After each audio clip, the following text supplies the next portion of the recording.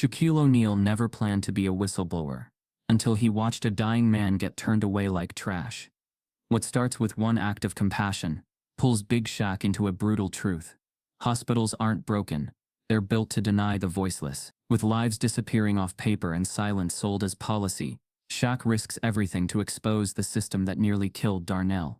But the deeper he digs, the more dangerous the truth becomes. This isn't just about saving lives, it's about refusing to let them be erased. Before we deep dive into this interesting story, subscribe to our channel, and tell us where are you watching from. Share in the comments below. The hum of fluorescent lights buzzed low over the packed ER waiting room, casting a cold sheen across the cracked linoleum floor. A television mounted in the corner played muted headlines. No one watched. The air carried the faint tang of antiseptic, mingled with the thicker scent of sweat, weariness, and the quiet desperation of people who had nowhere else to go. It was a Wednesday morning, just past 11, but it might as well have been midnight. Time didn't move in this room. It waited, just like everyone else. Children clung to mothers. Elderly men hunched quietly in corner seats. A teenager with a swollen wrist sat tapping his foot, glancing at the intake window every few seconds. And there, by the far wall, sat Shaquille O'Neal. Hat low, hoodie pulled up, eyes shielded behind dark glasses. A man most would recognize instantly, sitting unnoticed by design. He'd come to visit a cousin who'd been admitted overnight after a car accident. But when he arrived, they told him to wait. So he did, quietly. Observe. That was when the man came in. Mid-40s. Black. Tall but thin. Too thin, like life had been slowly eating away at him from the inside out. He wore a faded green jacket zipped halfway up, hands trembling as he approached the check-in desk. One hand clutched his stomach. The other gripped the edge of the counter like it was the only thing keeping him upright. The receptionist didn't look up right away. Her nails clicked against her keyboard. "Insurance card?" she asked, voice automatic. The man, Darnell, shook his head. "I don't have one," he murmured. My stomach, it's been bad for days. I need help. Please." Her fingers paused. Eyes finally lifted, glazed with detachment. "No insurance?" she repeated, more to confirm than question. "I got laid off 3 months ago. I applied for Medicaid." She waved a hand slightly. "Sir, we can only admit non-emergency walk-ins with verified insurance or an active coverage referral." "I can't breathe right," he said, now leaning forward. "It burns. My chest. I feel like something's tearing in me. I've been throwing up blood." Behind the desk, a silent message passed between the receptionist and a nearby security guard. Darnell's voice wasn't loud, but it carried, not angry, just scared, just pleading. And that made the room shift. The guard, stocky with a radio clipped to his belt, took 2 steps closer. "Sir," the receptionist continued, voice flattening, "if you're experiencing an emergency, you can go through triage. But if they determine it's not critical, you'll be billed directly. That can be several $1,000s out of pocket." "I'm not here to scam you," Darnell said, quieter now. "I'm sick. I'm not asking for charity. I just need to see someone." Shaq didn't move. Not yet, but his hands were folded tighter now. The guard's hand rested near his hip, not on a weapon, just near enough to make the message clear. The room had gone still. No one made eye contact. Everyone watched without watching. Because this scene had played out before. In different clothes, different names, same script. After a few more minutes of dead-end conversation, Darnell was handed a clipboard and told he could sit while they checked with triage. But no one called him. Not once. He sat hunched in a hard plastic chair, coughing into his sleeve, sweat collecting on his brow. 30 minutes passed. Then 40. Finally a nurse appeared from the back. Whispered something to the receptionist. A glance. A nod. Then both looked at Darnell. "Sir," the nurse said, stepping forward. "Triage is full right now. Unless you're in cardiac distress or unconscious, we'll have to ask you to return later, or visit an urgent care center." "I'm telling you," Darnell said, voice raw. "I can't walk much longer." "I understand," the nurse said, not unkindly. "But this is protocol." That word again, protocol. The excuse used to do nothing while someone was dying in front of them. Shaq stood up. He didn't say anything. He didn't raise his voice. He simply walked to the water fountain near the wall, slowly, deliberately, giving himself time to think. This wasn't the first time he'd seen this, but it might be the first time he was too close to ignore it. He remembered Lucille, his mother, sitting in a waiting room, much like this, holding his baby sister in her arms, begging for help with a 10-3-degree fever. No insurance, no car, no choice but to walk 5 blocks, to a free clinic that didn't open for 2 more hours. She'd wrapped his sister in a bath towel, and prayed aloud that someone would care before it was too late. That night had burned itself into Shaq's bones. That memory still lived behind his smile. He filled a cup with water, and turned around. Darnell was slumped forward now, his breathing ragged. The receptionist wasn't even looking anymore. A nurse stood behind the counter, arms crossed, waiting for the man to give up. Shaq walked over and gently handed Darnell the cup. Darnell blinked up at him, eyes glossy. "Thanks," he rasped. "They ain't gonna help me." Shaq crouched slightly, his sighs looming even when lowered. He looked Darnell dead in the eyes and said softly, "They will." He stood, turned to the desk, and without raising his voice, said triage. "Now." The room froze. The receptionist blinked. "Sir." Shaq pulled back his hood and removed his glasses, and now the room really froze. Recognition rippled through the air, like a current. "I'm not asking," he said. "I'm telling you. This man needs to be seen, right now." The nurse hesitated. The guard stepped forward. Shaq turned slightly. "Are you stopping me from helping a dying man get medical care? Is that really what you want to be known for?" The nurse blinked. "We don't, Mr. O'Neal. With all respect." "I'm not using my name," Shaq said. "I'm using my eyes. He's not okay." A second nurse stepped forward from the hallway, one with softer eyes and less fear in her spine. She took one look at Darnell and said, "Get a stretcher." Within minutes, Darnell was wheeled behind the swinging double doors. Shaq didn't wait to be thanked. He didn't care about being right. He cared that someone had been seen. But what stayed with him wasn't that moment of intervention. It was the knowledge that if he hadn't been there, Darnell would have walked out, or worse, collapsed outside and been another quiet tragedy no one wrote down. That night, Shaq sat alone in his SUV, parked outside the hospital long after the sun went down. The world had moved on, but his spirit hadn't. He knew what had happened today wasn't an isolated mistake. It was designed neglect. A policy weaponized to filter who mattered and who didn't, all dressed up in protocols and forms. He started taking notes. Tomorrow he'd dig. But tonight, he let the silence settle. Because something in him had cracked wide open. And this time, he wasn't just going to watch. The gate slid open soundlessly as Shaq's SUV pulled into the long private driveway, winding past manicured hedges and sculpted lawns toward the kind of home that most people only saw in magazines. The Florida sky was beginning to dim, and the reflection of the pool lights shimmered on the walls like moving stars. Everything here was quiet, controlled, untouched by chaos. And yet Shaq couldn't breathe. He parked, killed the engine, and sat still, the leather interior suddenly too tight around him. He hadn't said much on the way back from the hospital. No music, no calls, just the echo of that waiting room.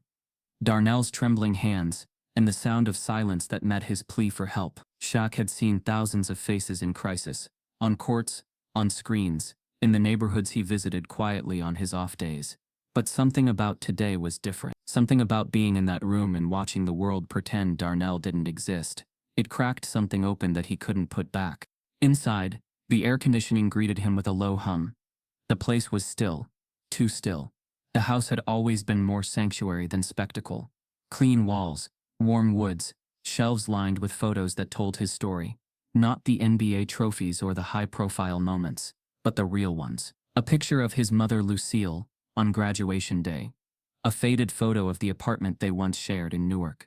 A snapshot of him holding baby Mara, her fist wrapped tight around his pinky. He moved through the space like a shadow, finally settling into a wide leather chair near the floor-to-ceiling windows. The sunset spread across the sky in swirls of gold and orange. But he barely saw it. His mind had slipped backward, pulling him into memories he hadn't invited.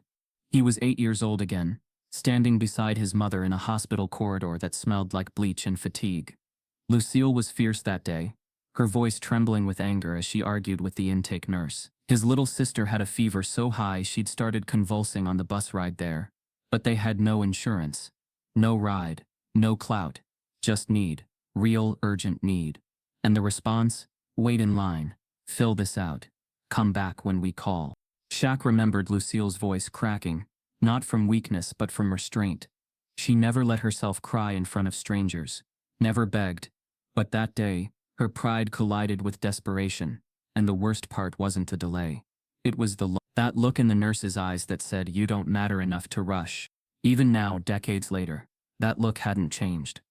He saw it again in the ER today, on the face of the receptionist, the security guard, the nurse who let Darnell wither in plain sight.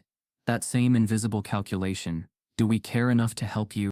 Shaq leaned forward, elbows on his knees, heart pounding with something too complex to name. It wasn't just anger, it was recognition. A slow, terrible realization that nothing had changed. That for people like Darnell, for people like his mother had once been, the doors still opened slower, the help still came colder, and the risk of being erased still loomed large. He grabbed a notepad from the table nearby and started writing. Not out of habit, out of need. When words stayed in his head too long, they started to rot. He scribbled, "Gatekeeping in healthcare isn't a glitch. It's the design." He underlined the sentence twice. He couldn't shake the feeling that Darnell wasn't an isolated failure. There was a pattern, one no one talked about, because it was wrapped in polite policy and bureaucratic language. But it was there, hiding in denial rates, in triage criteria, in the quiet decisions about who got care and who got excuses. He started pulling up reports. Over the years he'd quietly funded clinics, hospitals, mobile health units. He had data, records, connections. He wasn't new to this space. But now, he wasn't just looking to support, he was looking to uncover. He opened his laptop and began searching public hospital data, ER admission rates by income bracket, insurance coverage stats, demographics of denial cases.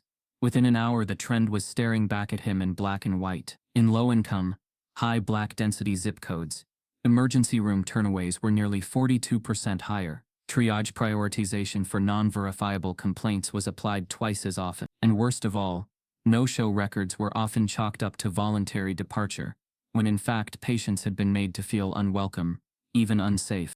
It wasn't policy gone wrong. It was policy working exactly as designed. He sat back, rubbing his temples, jaw clenched. His phone buzzed. A message from Lucille. Just to check in. "Saw you on the news today. You good?" He stared at the screen for a moment, then replied simply, "Working on something big." She didn't ask for details. She never did. She trusted him to follow where his conscience pointed. He opened another window and searched the name of the hospital from that morning, Hollow Creek Regional Medical Center. Its homepage was slick, pictures of diverse nurses, smiling children, vague words like compassion and excellence in bold across stock footage. But when he dug into their leadership page, he saw what he expected: a board full of polished executives, not a single one from the neighborhoods they claimed to serve. Then one name caught his eye: Miles Harrow, Chief of Operations. He clicked the bio. Harvard, MBA, former pharmaceutical executive, built a reputation for turning underperforming hospitals into profit powerhouses. Code, Shaq thought, for squeezing the vulnerable until they couldn't breathe. He jotted the name down, circled it. The next hour blurred by in research, printing, phone calls, and quiet fury. He reached out to someone he hadn't spoken to in months. Tessa Morales, a nurse who'd once worked at a mobile clinic he'd funded. She was now at Hollow Creek, smart, grounded, and deeply frustrated with how patients were being processed. He left her a message. "I need to talk, off record." By midnight, he had a folder full of notes and a plan beginning to form. He didn't want cameras. Not yet. This wasn't a PR move. This was personal. It always had been. He was going to start from the inside, quietly, carefully. He would find out how many people had been erased like Darnell. How many had walked in with pain and walked out with shame. And he would do what he'd always done best. Not grandstand, not scream. He would show up.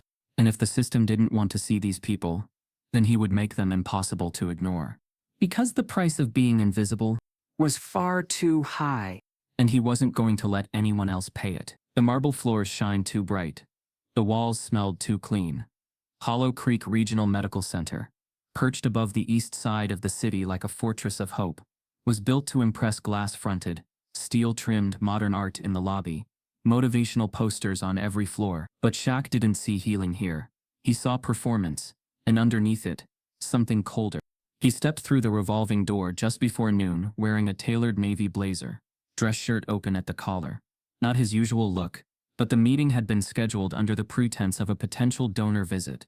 A quiet conversation with the board about a new pediatric wing proposal. Shaq had done this before, many times, but today he wasn't here to give. He was here to see. The front desk greeted him with wide smiles and eager hands. A laminated badge was handed over. Shaquille O'Neal, VIP visitor. They asked if he wanted coffee, tea, bottled water. He asked for a full facility walkthrough instead. Nothing scripted. No slideshow. His handler, a mid-level administrator named Paul, with too much gel in his hair, hesitated but nodded. Absolutely. Anything for you, sir. Happy to show you the bones. As they walked, Paul spoke in buzzwords. Efficiency metrics, patient flow, digital triage optimization. But Shaq wasn't listening to the jargon. He was watching. Every hallway, every waiting room, every staff interaction. On the second floor, a waiting room was lined with 10 patients. 6 were black or Hispanic. One woman cradled a child with matted hair and tear-streaked cheeks. They'd been waiting over 2 hours, Paul admitted. Short staffing, he said with a shrug. Shaq looked through the glass wall into the next room. Same size, different scene, fewer patients. All white, faster turnover. 2 were already being escorted by nurses. Paul tried to move them along. Shaq stopped. Why's that room moving faster? Paul blinked. That's the fast track section. Minor injuries, flu symptoms, sprains. Keeps the ER clear. But the mother with the baby, she's not fast track. She didn't qualify, Paul said too quickly. Triage determined it wasn't urgent. Shaq didn't respond. He just nodded like he bought it. They moved down the hallway and entered a staff access corridor where a whiteboard displayed daily patient flow goals. There in red ink, a line read, Target, minimize non-billable walk-ins. Use deflection script. Shaq stopped walking. What's deflection script C? He asked. Paul paled slightly. Oh, that's just intake talk. Language to direct low-risk patients to urgent care, or telehealth. We can't overload ERs. Shaq looked at him flat. You mean uninsured patients? Paul didn't answer. The tour continued through radiology, labs, surgical prep. In each space, Shaq noted a quiet rhythm, one that prioritized those with coverage, status, and convenience. He saw patient charts coded with green dots, or red marks. He saw the intake kiosk flag patients for review when their insurance ID didn't scan. They passed through a nurse's station, where chatter paused as Shaq's frame filled the hall. One nurse kept typing. Another looked up, then back down. But one tall mid-30s, olive skin, gentle eyes, held her gaze. She didn't smile like the others, didn't avert her eyes, just watched him, measured, curious. Her name tag read, T. Morales.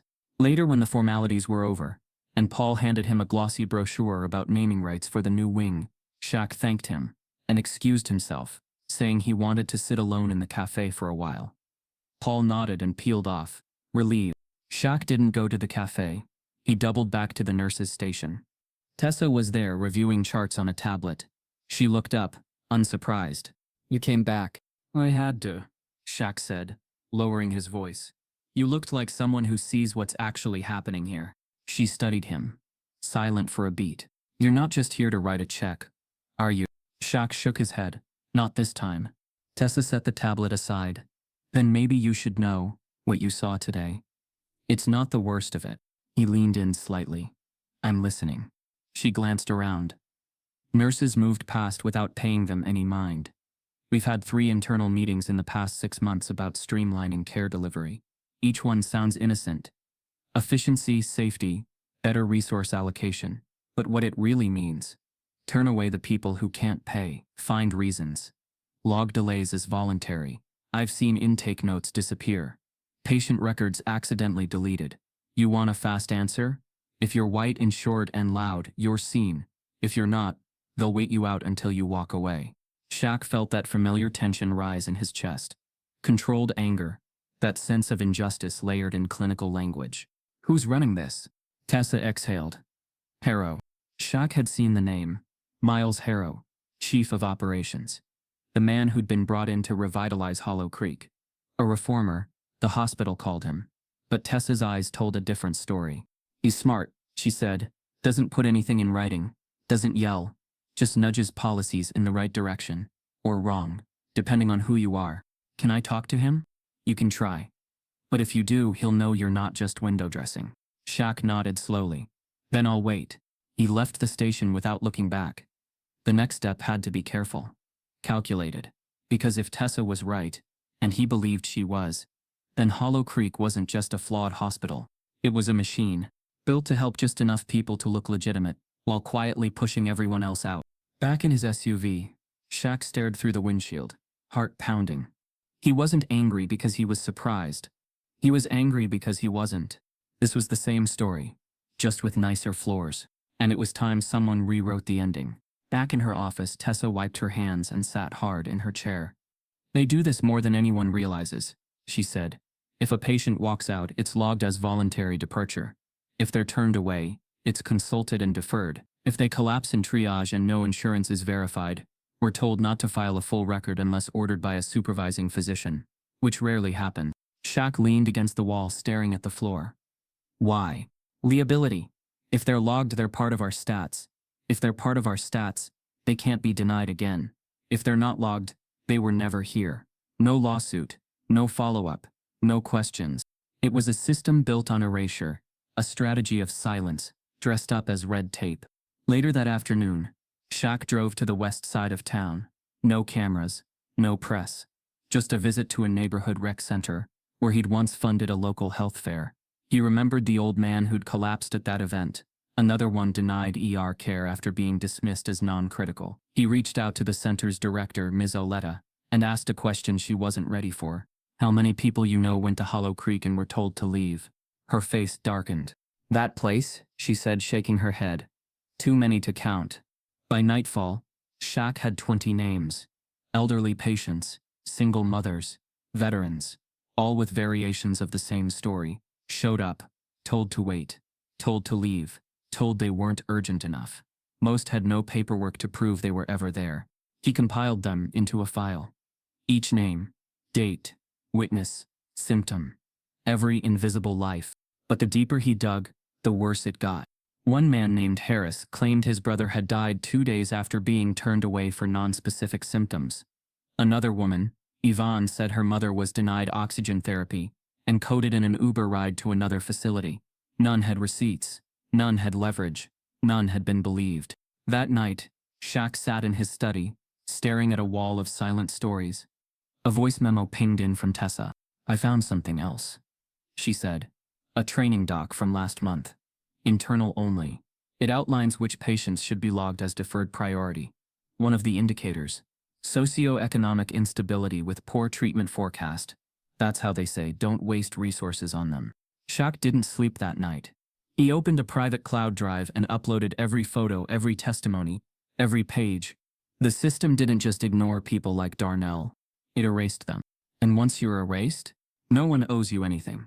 But now, someone was watching. Someone was writing it all down. And someone was going to make damn sure their names weren't forgotten again. The hallway stretched long and silent, far from the buzz of waiting rooms and the antiseptic chatter of nurses' stations. The carpet was plusher here, the lighting warmer, less like a hospital, more like a private club. No patients walked these halls, just executives in tailored suits, high-heeled shoes that didn't squeak, and names that never showed up on intake logs. Shaq walked slow, measured, his shoulders slightly hunched to shrink his towering frame, as much as he could. He wore a dark suit, simple but sharp, with a donor pass clipped to his lapel. It wasn't fake, he was a donor, just not the kind they'd expected to show up to this meeting. A thin silver plaque beside a frosted glass door read, Strategic Development Committee, Conference Room B. He opened it without knocking. Inside, a dozen people sat around a glossy oak table under soft pendant lights. Whiteboards framed the walls, scribbled with charts and acronyms that looked harmless until you understood what they meant. Shaq slid quietly into a seat at the far end, away from the projector and the notepads, but within earshot. No one questioned him. They all assumed he was just another philanthropic meme here to stay quiet and write checks. At the head of the table stood Miles Harrow, Chief of Operations. Smooth suit, smoother tone, the kind of man who could smile while slipping a knife into the heart of policy. Let's dive in, Harrow said. clicking the remote to light up a presentation. We're seeing significant gains in Q1 since implementing the patient prioritization matrix. Triage's efficiency has increased 18%, ER wait times down 9%, and our unreimbursed patient volume has dropped by 2. That's the number I want to highlight today. Shaq's jaw tightened. Harrow continued, pacing slowly, voice calm. Now that drop isn't accidental. It's the result of smart filtering. We've trained intake to identify non-urgent, high-risk, low-return profiles, what we call Category C patients. These are often uninsured, transient, or with non-specific complaints. Our system redirects them early, minimizes strain, and reduces our liability exposure. He clicked to the next slide. Phase 2 proposal. Predictive AI triage model. This is where we move from responsive to predictive. Harrow said, his eyes lighting up like a TED Talk performer. The AI flags certain behaviors, like symptom ambiguity, lack of verified ID, or prior no-show records, and assigns a treatment probability index. Low scores trigger redirection protocols before triage engagement. Someone clapped quietly, another nodded. Shaq stared at the screen like it was a murder confession in PowerPoint form. A younger executive, maybe late 30s, sharp glasses, leaned in. Any pushback from intake? Minimal, Harrow said. We're framing it as patient flow optimization. Nurses don't see the algorithm's logic, just the results. Keeps it clean. Shaq tapped his phone discreetly in his lap, voice recorder running. Every word, every slide click, every polite laugh, it all mattered now. One board member raised a hand. How are we safeguarding from bias? Harrow smiled, the kind that said he'd been waiting for that question. The model's blind to race. It only reads variables: address, employment status, language fluency, prior visits, and compliance history. If someone gets flagged, it's based on data, not identity. Shaq almost stood up right there. Because data was never neutral, it carried the fingerprints of every system that shaped it, every slum line, every wage gap, every code word ever used to justify neglect. Someone across the table chuckled. Sounds like we finally found a way to run healthcare like Wall Street. Another laughed. We should be charging the AI licensing fee. Shaq's grip on his phone tightened. He stared straight ahead, still and silent, every part of him screaming to speak. But not yet. He needed all of this. Clean, undeniable. They moved on to a new topic: expansion of the donor network, cost sharing with private pharma, tax incentives for pediatric development. But Shaq wasn't listening anymore, because he'd heard what he needed. The system wasn't broken. It was functioning exactly as designed: quiet exclusion, cloaked in innovation.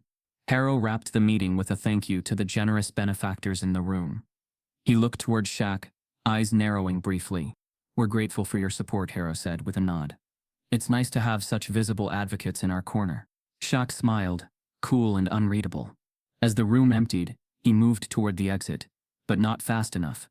A voice stopped him halfway down the hallway. Mr. O'Neal? Shaq turned. It was one of the board members, a woman in her 60s with a hard jaw and a designer scarf knotted tight at her throat. Her tone was polite. Her eyes were not. You were in the meeting. I was, Shaq replied. Still calm. She stepped closer. That wasn't a public event. I was invited, you saw my badge. I did, but I also know you weren't on the speaker list. So I'm wondering, what's your angle? Shaq gave her a long look. I'm here to learn, he said. To see what the people who say they care really do when no one's watching. A pause, then a thin smile. Well, now you've seen it. So I suggest you decide quickly whose side of the table you're sitting on. Shaq's smile faded. You already know. She gave him a look that could curdle blood, then walked away.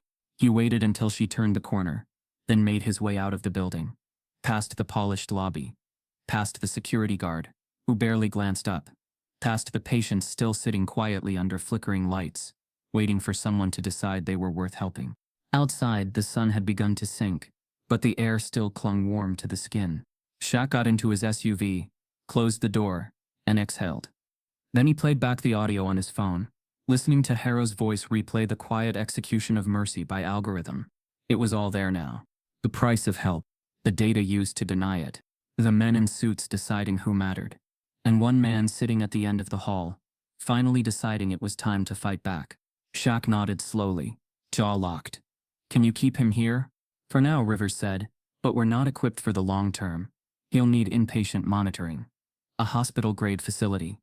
Hollow Creek would be the best option. Medically. Shaq nearly laughed. You mean the place that erased him? Rivers sighed. I know. But we've got to try. The body doesn't care about politics. It just needs help. Shaq agreed to handle it personally. He contacted Hollow Creek under his foundation's name, requested a direct transfer, and offered full financial sponsorship. Everything covered. No billing concerns. Just move the man. 2 hours later the answer came. Request denied. No explanation. No alternate suggestions. Just request denied. Shaq didn't wait. He called the hospital directly. He was transferred 3 times before someone finally admitted who had made the decision. Miles Harrow. Shaq drove straight there. He didn't ask for an appointment. He walked through the front doors and requested to speak with Harrow directly. When security hesitated, he flashed the same donor badge from earlier in the week. You'll want to see me. Harrow met him in a glass-walled conference room just off the executive wing. Eyes tired but guarded. Shaq stood. Harrow sat. That alone said everything. I'm not here for a speech, Shaq said. I'm here to move Darnell back into a facility that can keep him alive. One you run. Harrow nodded slowly. I'm aware of the request. And your denial was based on policy. Shaq stared, dead silent. Harrow continued, cool and smooth. The patient in question lacks proper identification, insurance verification, or medical history. That creates liability we're not able to absorb at this time. Regardless of your financial contribution, the administrative decision is final. Shaq stepped forward once, not aggressively, just enough to shift the energy. He was in your ER 5 days ago. You erased him. I have no record of that, Harrow replied, not blinking. If he was never admitted, no record exists. So he doesn't exist, Shaq said. That's the game? Harrow offered a small, calculated smile. We'll run a hospital, Mr. O'Neal, not a shelter, not a charity. We save who we can, when we can. But not everyone can be saved. Shaq's voice dropped an octave. Or maybe not everyone's allowed to be. A long silence. Then Harrow leaned back. You've done a lot of good, I'm sure. But sometimes good intentions don't scale. You can't carry everyone, no matter how tall you are. Shaq stared at him, measured him, and knew in that moment, this wasn't just bureaucracy. This was intention. A man choosing who got help and who got left behind. You don't belong in medicine, Shaq said, and turned without waiting for a response. Outside he called Tessa. They denied the transfer, he told her. Of course they did, she said, voice tight. He's a risk, and Harrow's whole model is about minimizing risk. I want to make it public, Shaq said, but I need more than quotes and shadows. Tessa hesitated. I'll help, but we've got to be smart. We leak the wrong thing, and they bury it deeper. Shaq exhaled, eyes narrowing. Then we go deeper first. That night Shaq returned to the clinic, sat by Darnell's bedside, and watched the slow rise and fall of a man's chest who'd been erased twice in the same week. Once by paperwork, once by power. The line between life and death had been drawn by someone in a boardroom. And Shaq knew without a doubt, he wasn't going to let that happen again. Not to Darnell, not to anyone. When the truth is buried, you dig until your hands bleed. The hum of fluorescent lights overhead had become Tessa's lullaby. But tonight, she wasn't clocking out with the rest of the night nurses. She waited until the halls emptied, until the monitors dimmed and the click of heels disappeared into elevators. Hollow Creek after hours was eerily still, sterile and soulless, like a machine cooling down after devouring everything it needed for the day. She slipped into the IT wing, using a guest badge from a friend on third shift. The server room door wasn't locked, just monitored, but tonight the monitor wasn't watching. Because the monitor was the friend. Eli Navarro, mid-20s, brilliant, awkward, and underpaid. He'd been in IT at Hollow Creek for 3 years, and had learned early on that silence earned you raises. But when Tessa reached out with what she and Shaq were building, he broke that silence.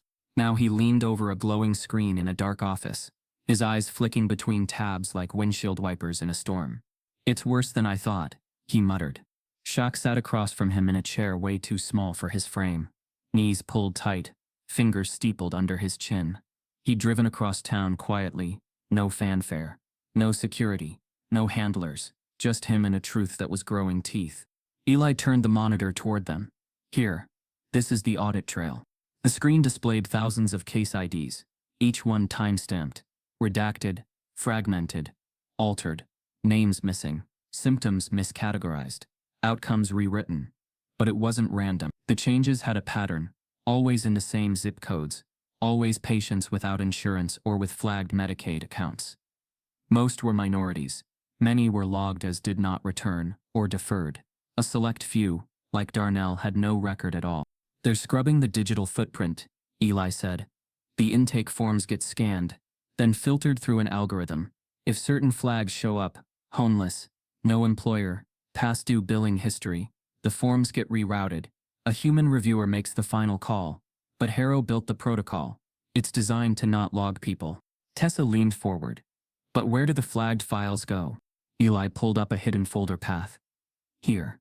Quarantine logs. Technically off network. They're not supposed to exist. But I backtracked using date stamps.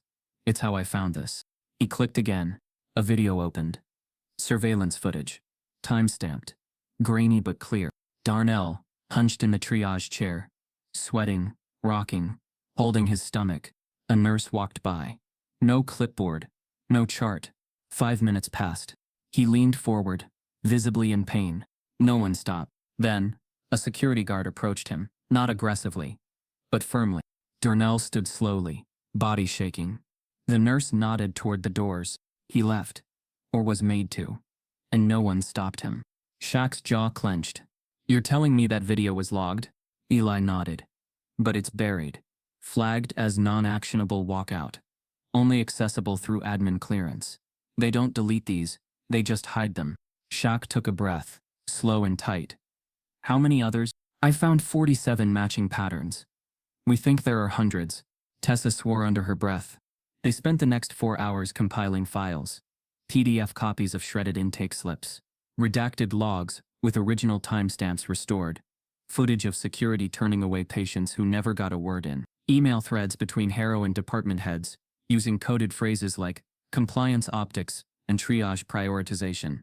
One even mentioned reputation risk control, in relation to a particularly vocal patient. Every byte of it went onto a password-locked drive. Shaq's drive. He held it like something sacred. Not because it was data, but because it was proof of lives lost. Stories buried. Names no one wrote down. By dawn, the case file was over 600 megabytes. Eli offered to keep copies, but Shaq shook his head. "No backups. If they find out, they'll come for you first." Eli looked terrified, but he nodded. Tessa placed a hand on his shoulder. "You just saved people, Eli. They slipped out before first shift arrived." By noon, word had already leaked. A legal document landed in Shaq's foundation inbox. Formal letterhead. Legal language so polished it practically gleamed. Cease and desist. Subject: unlawful interference with hospital operations and proprietary systems. Filed by Hollow Creek Regional Medical Center. Office of the COO. Signed, Miles Harrow. It accused Shaq and his team of violating patient privacy, compromising medical systems, and engaging in misleading public narrative construction. The language was slippery, vague, and dangerous, and it came with a warning. Any further public disclosure of internal hospital materials may result in a full civil suit. Shaq read the letter 3 times. Then he laughed. Just one. Because this wasn't about fear. It was about control. He called Tessa immediately. "They're trying to scare me off." She didn't sound surprised. They won't stop there. He knew she was right. Harrow was smart. He wouldn't just throw lawyers at the problem. He'd go to the board, the press, the donors. He'd paint Shaq as a reckless celebrity stirring up chaos, a man out of his lane. The next morning, one of Shaq's sponsors pulled out of a youth clinic partnership. No explanation. The day after, a city councilman who'd promised to attend an upcoming foundation event ghosted the invite. The silence was coordinated, strategic. The message was clear: back off, or we'll bury you too.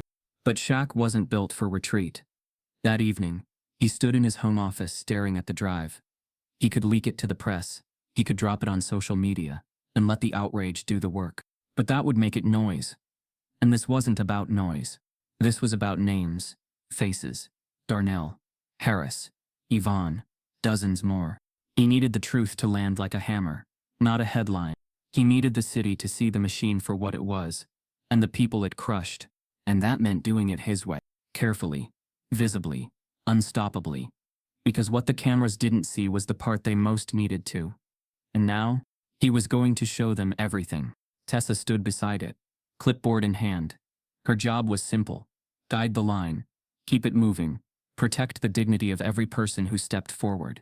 The first to speak was Mrs. Clarice Bowen, age 72. She walked with a cane and wore a floral blouse ironed to perfection. Her voice trembled but never cracked. My husband died last year after Hollow Creek told us we didn't meet criteria for admittance. He had chest pains.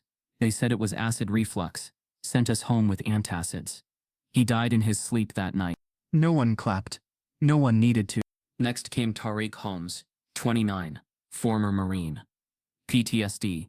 He stood stiff, eyes flicking toward the floor. I waited 9 hours with a migraine that made me see double. When I got to the desk, they said I didn't bring my DD-24. Said they couldn't verify I was a vet. Told me to come back with proof. I walked home, collapsed halfway there. A stranger called. After him, a mother named Eliza Monroe spoke of her child, 6 years old, who'd had trouble breathing. Turned away. Labeled non-critical. She wept through the last sentence. He died in the car before we made it to the next hospital. Shaq didn't blink. Didn't move. He stood like a pillar in the corner, letting every word dig in. And then came Darnell. Leaned on Tessa's arm as he walked. Pale but standing. His shirt too big. His belt cinched tight like a lifeline. He stepped up to the mic and cleared his throat. I don't remember much about that first day, he said, voice hoarse. Just the way they looked at me like I wasn't supposed to be there. He paused. I was sick. Real sick. But I wasn't loud. I wasn't causing trouble. I just didn't have a card. That's all. That's all it took for them to let me sit there for 2 hours until I passed out. And they still didn't help. They just let me go. He looked up, meeting Shaq's eyes across the room. I don't remember the moment I collapsed, but I remember him. Big guy. Hoodie. Calm voice. Gave me water. Said, "You're not going out like this." A tear slid down Darnell's cheek. He didn't wipe it. You saved my life. But what about the ones who don't get lucky? Who's showing up for them? The room held its breath. Shaq finally moved, stepping forward, not to speak, just to stand beside Darnell. A silent answer to a question no one should have to ask. By the end of the night, 18 people had shared their stories. Tessa stepped up, thanked them, and announced that everything had been recorded consensually, ethically and securely. It wasn't just a vent session, it was testimony. The next morning, the footage hit the internet. Quietly, just like the event. No flashy headlines. No celebrity endorsements. Just raw video. Unfiltered. Untouched. And it exploded. Because the truth wasn't loud. It was undeniable. By noon, the story trended in 5 states. By evening, Hollow Creek had issued a formal denial. These stories, while tragic, represent rare and exceptional cases. Our policies are aligned with all local and federal standards. We reject the notion of systemic discrimination. They should have stayed silent. Because within an hour of that statement, Tessa leaked everything. The intake scripts, the deferral algorithms, the suppressed footage of Darnell collapsing, the internal email chains, the triage prioritization slides. She blacked out names where needed, but left enough to expose the rot. Shaq uploaded the complete evidence file to a private server and attached it to an ethics complaint filed with the Florida State Health Board, signed by 3 legal advisors from his foundation, and co-signed by 27 patients who had been erased. It was airtight. The complaint triggered an immediate investigation. Miles Harrow was summoned for administrative review. Within 72 hours, his office was locked, his badge deactivated. But Shaq didn't celebrate. He knew this wasn't justice. This was exposure. Accountability was still waiting. But for the first time, the machine had flinched. And a room full of silence had become a chorus of truth. What hides behind credentials can still rot from within. The Public Health Review Board met inside a state building, with windows too small and ceilings too high, designed more to intimidate than inspire. The hearing room was clean, bureaucratic, almost sterile. Polished wood panels, folded flags, a long table where the board members sat, each with stacks of reports, manila folders, and steaming mugs of coffee they sipped like nothing urgent was about to unfold. But the room buzzed. Not with noise, but with tension. The electric kind that settles in when something long buried is finally being pulled into daylight. On one side of the room sat Miles Harrow, dressed not in a lab coat, but in an immaculately pressed gray suit.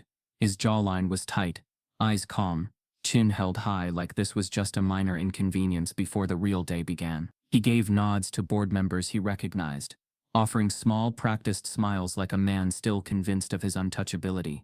Across from him sat Shaquille O'Neal, flanked by legal advisors from his foundation, a quiet presence in a dark navy suit. His size, his fame, none of that mattered now. In this space, he wasn't a basketball icon. He was something more dangerous to men like Harrow. A witness with proof. The room filled fast. Press weren't allowed inside, but that hadn't stopped the hallway from becoming a swarm of cameras and microphones. Inside, patient advocates, doctors, community leaders, and hospital employees sat shoulder to shoulder, watching with folded arms, pens at the ready.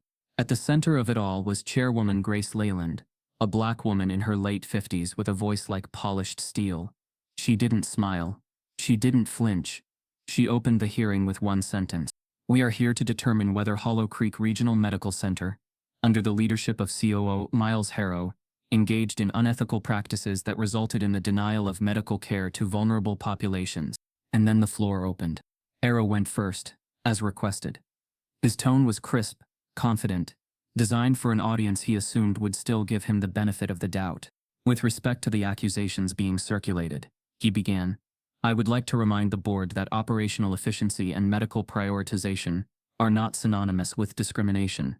Our algorithms are blind to race, gender, and income. They respond only to medical data. Any suggestion otherwise is a misinterpretation of our internal practices. He smiled slightly. We are, after all, a hospital, not a courtroom. Chairwoman Leland didn't blink. Then you'll have no objection to the evidence being reviewed. Harrow nodded smoothly. Of course. That's when Shaq's team cued the screen behind them.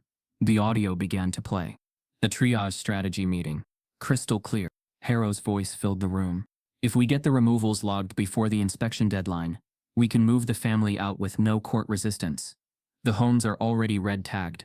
Once they're gone, we push the sale through Concord, and the contractor's team handles renovation. Murmurs rippled through the seats. Shaq didn't move, just watched. Then came the next clip. Harrow again. Single moms, especially the ones without legal counsel, fold easy. They just want to keep their kids. So we give them a deal. Voluntary surrender in exchange for an expedited appeal, but we don't grant the appeal. By then, the place is sold. This time the murmur turned to an audible gasp. Harrow sat stone still, but his face had changed. That jaw was tighter now, the smile gone. Then the emails. The screen filled with a thread titled, Ray Risk Flagging, New Deferral Script C. Sent by Harrow, shared with 5 department heads. Phrases highlighted, high-risk, low-value patient profiles, optics-sensitive cases, liability deflection for social media risk. 3. One by one, the layers peeled back. And then came Tessa. She stood not behind a podium, but beside the board directly, her nurse's badge still clipped to her scrubs. My name is Tessa Morales. I've worked at Hollow Creek for 7 years. I've seen patients turned away for having no ID, for speaking limited English, for asking too many questions.